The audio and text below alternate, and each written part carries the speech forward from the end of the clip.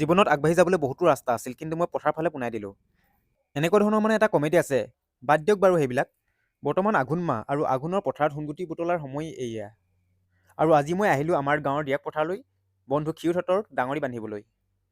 এটা দুটাকৈ বান্ধিলোঁ কেইবাটাও ডাঙৰি। তাতে আকৌ আজি ৰ'দটো বহুত চোকা। আৰু ওচৰতে বান্ধি আছে বন্ধু সুৰজে ডাঙৰি, লগতে আৰু আছে বহুতো ব্যক্তি।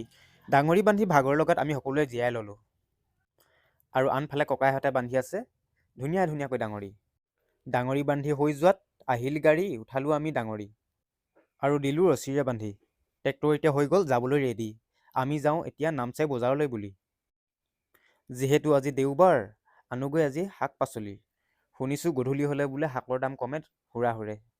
গতিকে লৈ ল'লোঁ মোনা ভৰ্তি কৰি। মোনা হৈ যোৱাৰ পিছত ভৰ্তি, পুনৰ উভতিলোঁ ঘৰলৈ বুলি। এয়া আপোনালোকে দেখিছে বন্ধাকবি, ফুলকবি, মটৰ। ফুলকবি 20 টকা, বন্ধাকবি 30 টকা, মটৰ 40 টকা।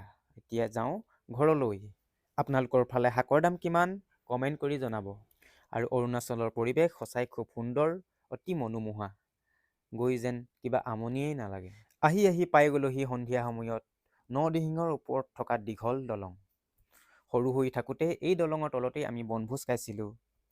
সঁচাকৈ সন্ধিয়াৰ সময়টো অতি মনোমোহা। আনফালে বেলি ডুবু ডুবু কৰিছে। আৰু এয়া আপোনালোকে দেখিছে নদিহিং, আৰু ইয়াতেই আমি বালিভোজ খাইছিলোঁ। ধন্যবাদ ভিডিঅ'টো চোৱাৰ বাবে।